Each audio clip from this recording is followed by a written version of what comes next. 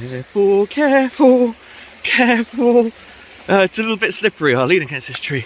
It's the best place to be. The banks are a bit steep and it's a little bit slippery. Anyway, I think I'm in Somerset now.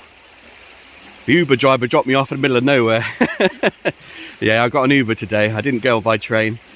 To get here by train, I'd had to I jumped on a train to Keynsham and then walked about an hour and a half to get here, and I woke up far too late for that, although it's still morning.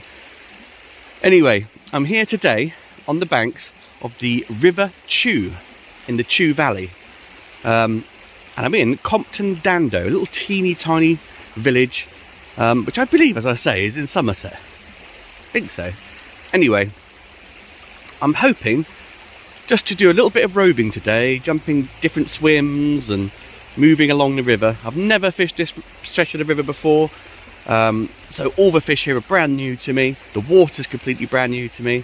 So this is more of a little recce really, to see what the water's like.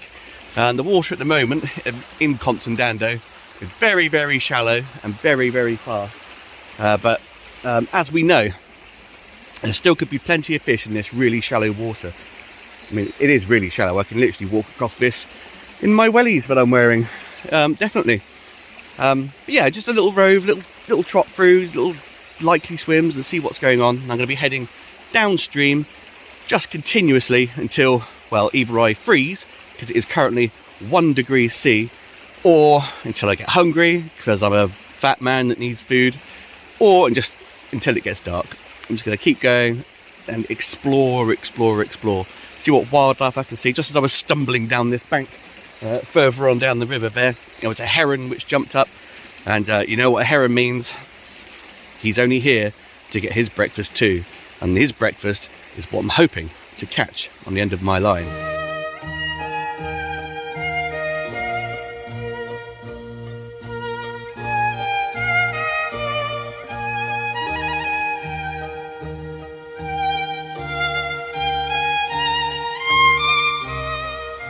Now my main plan of attack today for this river is to do some long trotting, and that's basically just sending a float down the river quite a long way, I guess that's why it's called long trotting. I've just done my rig. I've got a little size 16 hook on. I've got all the shot bunched up near the hook, about 6 inches away from it, just so that the bait trundles along the bottom, which is where the fish are likely to be.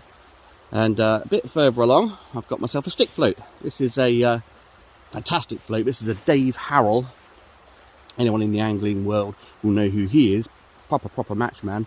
This is a Dave Harrell float, stick float. It's held on by float rubbers, of course, so that I can adjust the depth up and down however I choose, depending on the depth of the water and where I want to fish at in the water. These floats are fantastic. I really enjoy them because the tips of these are super vibrant.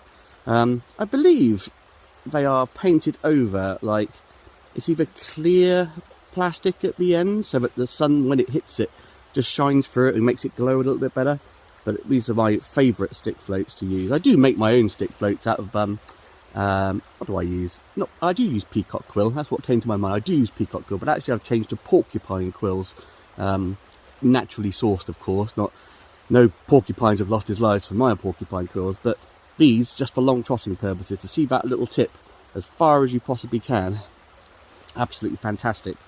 And the gear I've got is, now, actually, thinking about it, anyone who's watched one of my previous videos will know that I recently managed to break my favourite rod of all time, John Wilson Nottingham cast rod, 15-foot float rod, my most prized possession in the entire world, and I was absolutely gutted when it broke. Anyway, I'm fishing today with a John Wilson Nottingham cast rod, 15 foot long, and as you can see, the tip, woohoo, is not broken. Well, that's a lie, the tip is still broken. This is a brand new Nottingham cast John Wilson rod. Cost me £100, and it was provided to me by a fantastic fellow on eBay, Stev Killy, I think his name was under. Maybe his name's Steve, maybe his name's Stev, I don't know. But I'm delighted to have my John Wilson float rod back with me once more. And also, the only way you can really long trot properly is a good old centre pin reel. This is my John Wilson Heritage centre pin reel. So it's John Wilson all the way with me today. Hopefully his spirit will be embodied within these items and I will catch a few fish.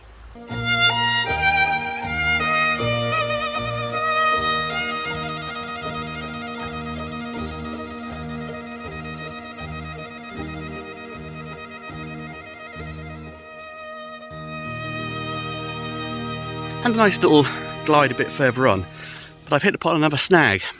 Not a literal snag, but the fact that I'm up here and the water is all the way down there.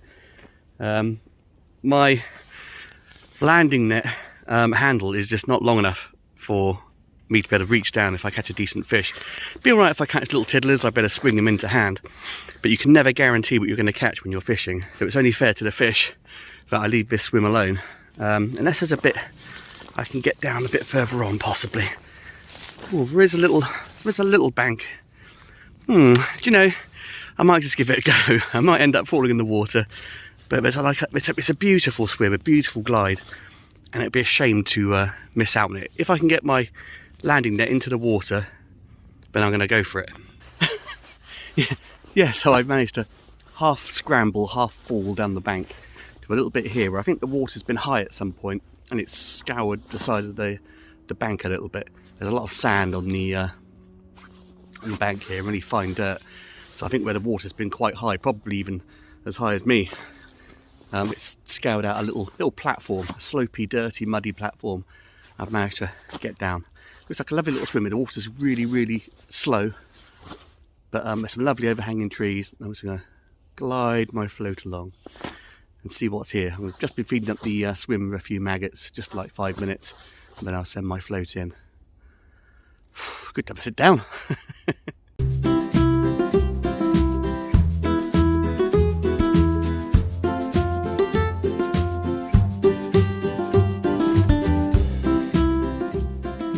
Here we go, that didn't take very long at all.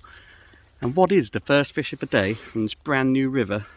I've never, well, new section of the river. I fished with you before. New section of the river. See if I can get him to sit still, because he's a notoriously wiry fish, especially to get that lovely fin up. A little grayling. Look at that. And there's the beautiful top fin. Don't know if it's a male or a female, probably too small, but maybe a female. But there's a grayling. A little tiny, very jumpy grayling. I do love grayling. It's lovely to have a little river now where I know there's a few grayling in. Not a big one, but what a lovely fish. When these get a lot bigger, their patterning and colours are absolutely gorgeous. But anyway, this little fish I'll pop straight back. They don't do well out of water for very long, so I'm going to pop them back straight away. Everything's fallen over. Oh. Well, actually with grayling I was going to show you, because they put a lot into the fight and they are quite sensitive fish. It's best to keep them in the net and pop them into the water and allow them to get their breath back. They put everything they have into the fight, so they really need a little bit of time just to get the water through their gills and go back in. But actually, and I was going to show you, as soon as I put my net in the water, he was gone, absolutely disappeared. So there was nothing wrong with that at all. But yeah, I always try and keep them out of the water as little time as possible. They're actually part of the trout family and salmon sort of family. They're actually game fish rather than coarse fish. But game anglers don't tend to really spend a lot of time catching grayling. So the coarse anglers, much like myself, have taken them in to their own little group of fish, and we absolutely love catching them. Glorious, glorious creatures. Oh, yep, here we go. What we got here? Oh, looks like another teeny tiny, perhaps smaller than the last one, grayling. Swing him in. Oh, there we go. This is a little grayling spot. Just a little teeny tiny one this time. Oh, it's hard to get a it's so wiry and feisty. There we are, another lovely little grayling. Beautiful. Let's unhook him. And again, I'm not going to throw him back. Even though we didn't put up much of a fight coming in. God, it's a bit tight here in this swim. He's going to go straight into the net. And the net is going to go into the water. And he's just going to sit there just for a little while. Actually, again, this one, perhaps it's the bigger grayling. I haven't really caught a little teeny tiny grayling like this before. But perhaps it's the bigger grayling that really needs to have a bit more time to go back into the water. This one's kicking around in the net like anything. Tell you what, you are pretty strong. I trust you. Back you go. Just keep an eye. Oh, keep an eye whilst he's in the water to make sure he does swim. Oh, here he goes, and he's gone and away. Yeah, lovely. Yeah, so they do need a little bit of time, but these little ones, when I got that in really quickly, just shoot off. So there's no issue there at all. Anyway, as much as I'd really love to sit here and catch more of these little tiny grayling, today I'm trying to head back to Keynsham. I mean to say I'm in Compton Dando, and I believe it's about an hour and a half walk if you walk straight through. And I spent the best part of an hour and I'm still in Compton Dando. I mean, I think I've got to go back to exactly the spot where I was when I got here to head down the river a bit further. So unfortunately, even though I found a beautiful spot to fish for grayling, I'm going to head off and find some more spots to fish on.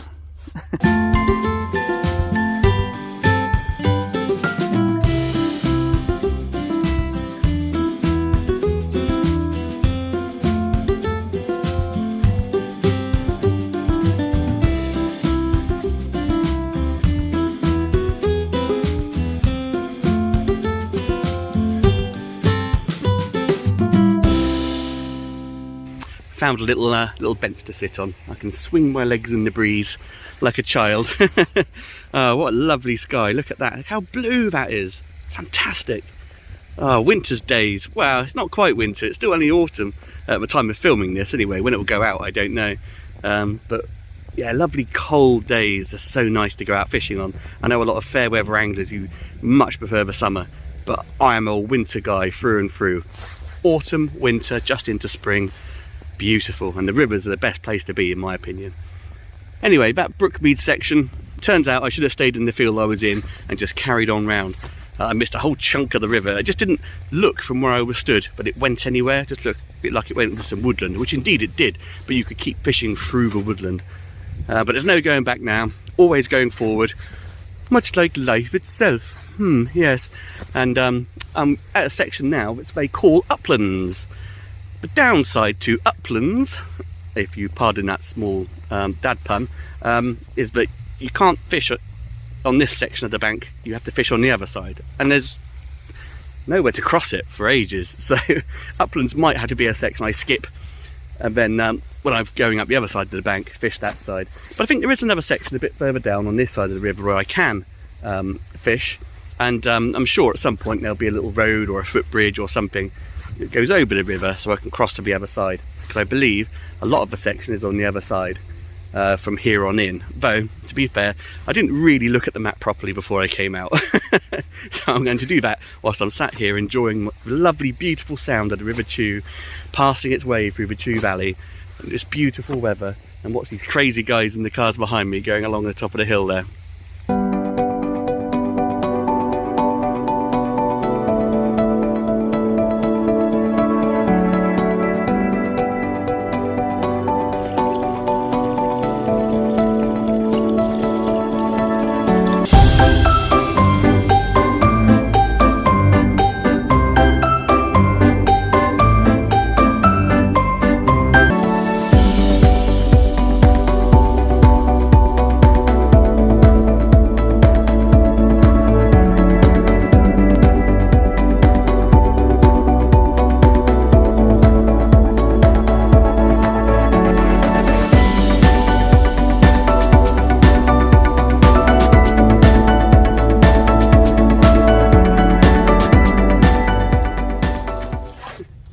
This section of the River Chew is still the upland section, the section I can't fish on unless I'm on the other side of the bank.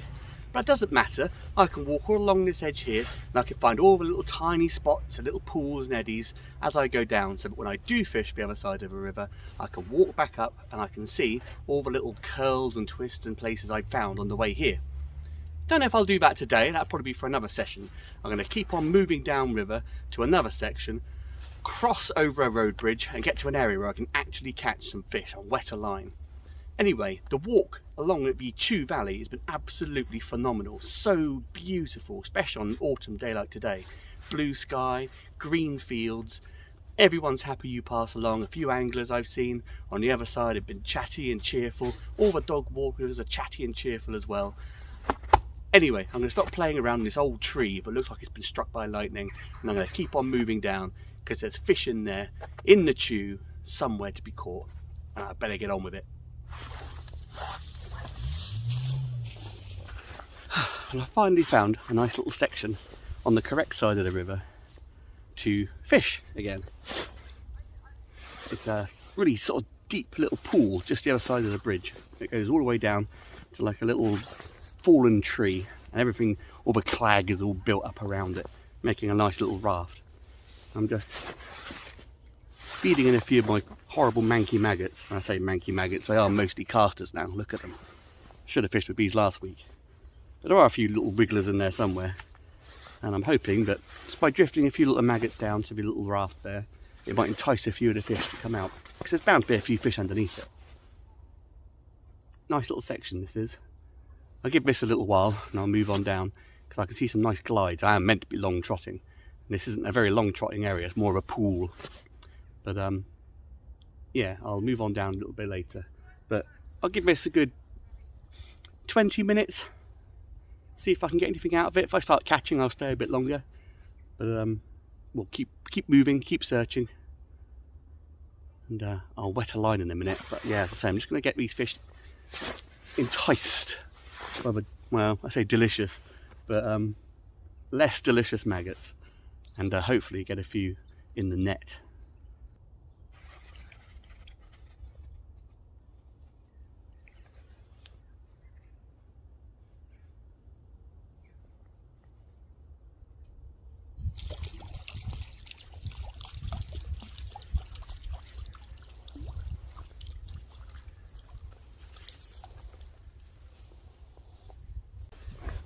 The first greedy guzzlers to come in and get the maggots in my swim, sort the net out a little bit, there we go, is a beautiful brown trout. Look at that, look at the spots and colours.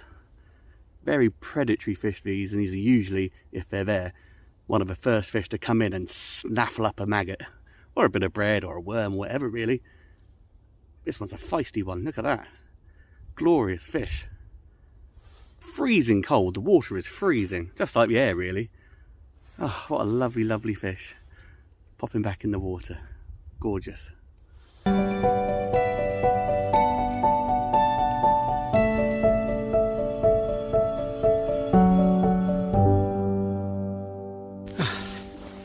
Moving on once again. Only caught a little trout from that swim, which is unusual, but then maybe the trout has been in there scaring the other fish off. They're worried about him eating them. This is Chewton Meadow, a section of the River Chew. I'm struggling at the moment, as you can see, to get to the river in this stretch. It's very much diving into little holes you can see in the willows here. But there is a little hole just through there, look. And I'm going to see. Oh yeah, this looks nice. If I can get in, I'm going to see. Oh, God. If I can get through this little hole without breaking the rod tip, please. Don't want that again. This little hole here. That little hole there. Through this big fallen willow tree into this swim. Now this this looks lovely. Oh, I could stay here all day. Look at that. Ah, that's a beautiful long trot. That branch is in the way, but that's a beautiful long trotting swim that is. Oh yes, definitely. I'm going to find a less muddy area of the ground to sit on, and I'm going to, yeah, I think I'll sit just here And I might give this one a little bit longer. This one's beautiful.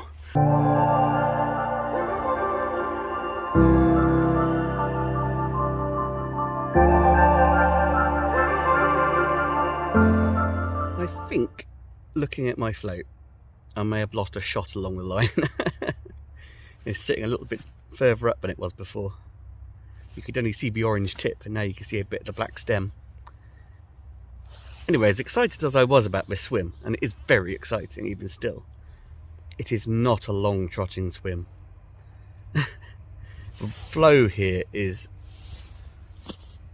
well, it's like fishing a pond, essentially, just with like a little tiny bit of wind on the surface. There's little to no flow at all. There's a little bit of flow further across the other side of the river where it shoots down, but this big bay here it's like fishing a pond. What was that bang? Don't know. Yeah, it's like fishing a pond.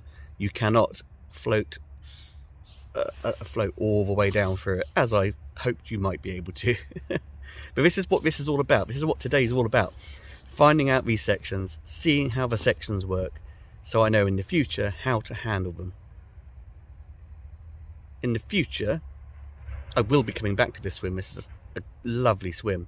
But in the future, I think I will pop a feeder on the line, or a weight or something, just to get it down there. Maybe have a couple of rods, and pick up the fish as they move up. There is rumour of barbel, and there's certainly some chub in here. I fished and caught chub further on down the river before now, and the odd carp even. And this might be a good spot for that. It might also be a good spot for perch fishing. There's bound to be a few perch in here in this little corner, and it might be a spot where the bigger fish hold up. But yeah, currently I've just got the rod let out. It's not, the reel's not moving, it's just sat on the, well, it's not sat on the bottom, it's about 8 foot deep here, and it's a few inches off the bottom just to try and get some of the flow to move it along, but it's going nowhere. But hey, you can't get much more relaxing than this, let out on the wet muddy ground, chilling out in the nice chill weather. Yeah, this is nice. But I think what I'll do is give it another 10-15 minutes and try and find a nice little swim I can send a float gliding through, rather than sitting static on the bottom. I've got about 2 hours left of the day at the moment, so I'm trying to cover a little bit of ground. I'm ignoring quite a few swims, which is a bit sad, but I've got to try and get at least near Keynsham, so that when it gets dark I haven't got miles and miles to trek to get home. But oh god, this looks muddy. Try and get across here. Lots of stiles and gates just to navigate your way around. Oh, this one's a bit of a bridge, a bit high over a little ditch. Let's get our rods out of the way. Jump down here. It's incredibly wet and muddy, as it always is this time of year. That weird contraption, the big pillar there with all the holes in the grounds of that lovely house there, is an owlery. Never seen an owlery before. Looks pretty cool. I like it. Can't see the owls, mind you.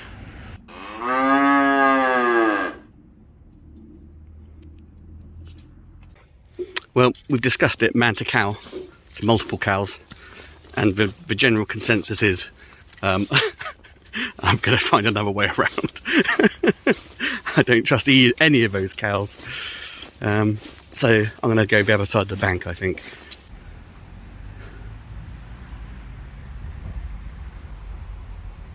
Why all the cows? Why so many cows? Hello, cow. So I've made my way onto the next stretch, which is called middle ground. I'm just circumnavigating the cows best I can to have a look at the river and see what's going on. Now I've just seen, so I can see him just over there now. There's no way of me actually getting a, there he goes. Oh, no, mean, it's too far away. I need a proper camera. I've just seen an egret down here, a lovely white egret. So there must be some fish in here if he's down here. It looks like a lovely stretch of river. It looks like it's a little bit more accessible too. But it's quite shallow. There's a really big shallow flat down there, you can see. I was chatting to oh god, there's a heron down here fighting with the egret now. I was chatting to a random dog walker as I was trying to get round past that lovely house with the owlery for quite a while actually, which I don't mind doing, despite the fact I'm meant to be fishing. I genuinely don't mind having a chat to people, particularly if it's about the fishing. Now, he fished here a lot when he was a kid, an awful lot. He hasn't done it in the past few years, but he was genuinely surprised that I'd managed to catch grayling. All his years of fishing on this river, he has never ever caught a grayling out of it. He had no idea they were here, which just goes to show, you know, that's always the thing about fishing I really enjoy, is you never know what you're going to catch. And he was genuinely just like, oh my god, a grayling, I've never even heard about him, been fishing in years. And he was tempted, and I suspect he might even do it, he was tempted to break out his old fishing rods and go down and have a go for them. I said where they were, well, I caught them anyway, and he seemed quite excited about it, so good luck to him if he goes for it. But yeah, so I feel like a little bit special now. I've caught a couple of grayling out of the chew. Apparently they're rarer than I thought they were. Oh, there goes the heron.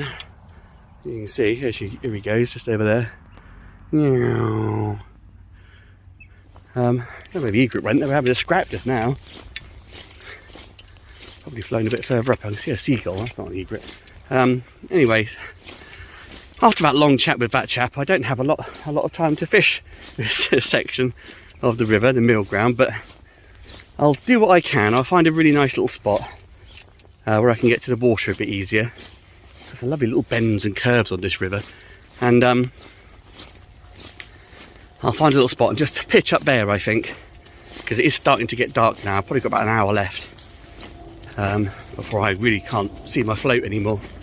Oh my word, this is a weird looking spot. Anyway, it's got an island. What a strange stretch of river. That's where the cows come down to drink, you know, over there. There's a weird island there with that tree on. Another little island over there. What an odd spot, but take a look at this tree. What's going on there? Looks like a witch's hut. Oh, there's the egret, it's just flying off there. Told you he was here. Meow. That looks like it looks pretty spooky, doesn't it? It's like a little witch's hut. Oh, there goes the egret in the background. Meow. Lovely to see egrets. Anyway, enough tree spotting and bird spotting. It's really about time I started fish spotting.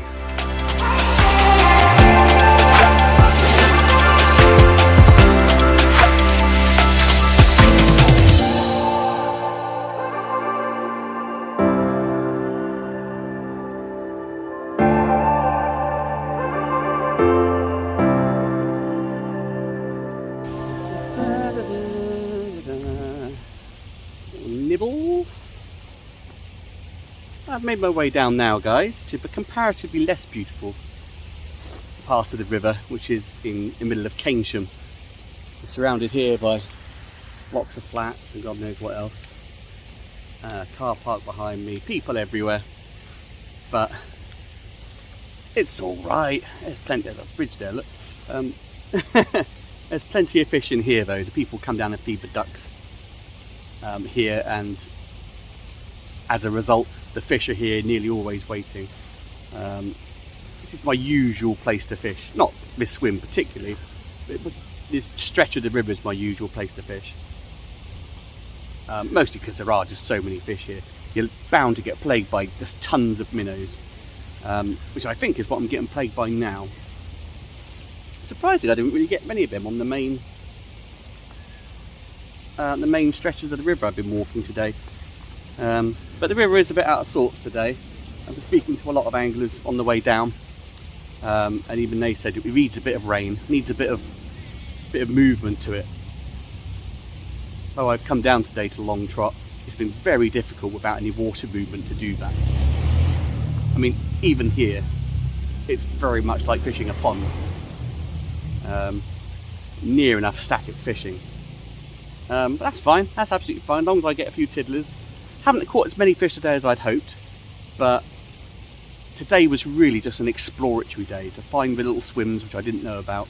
That's definitely a minnow. And just look at the river, find different spots. Found some lovely, lovely swims, which I'm definitely going to head back to at some point.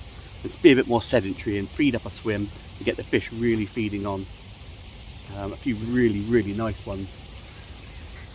And we've got something, and it is, unsurprisingly,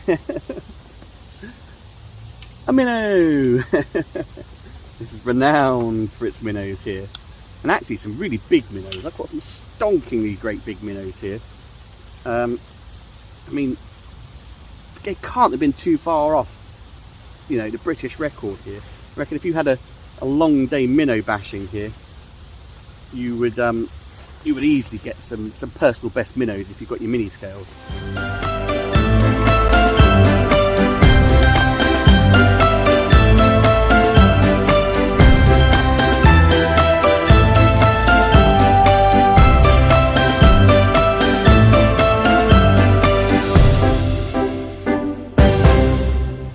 There we go, guys. I think that's enough for me today. The old sun has disappeared now and it's starting to get darker and darker and darker, and I'm going to pack up before it gets too dark, but I can't see what I'm actually doing. Anyway, we've got some fantastic grayling today, right at the beginning of the stretch on the River Chew here, in our exploratory journey along the River Chew.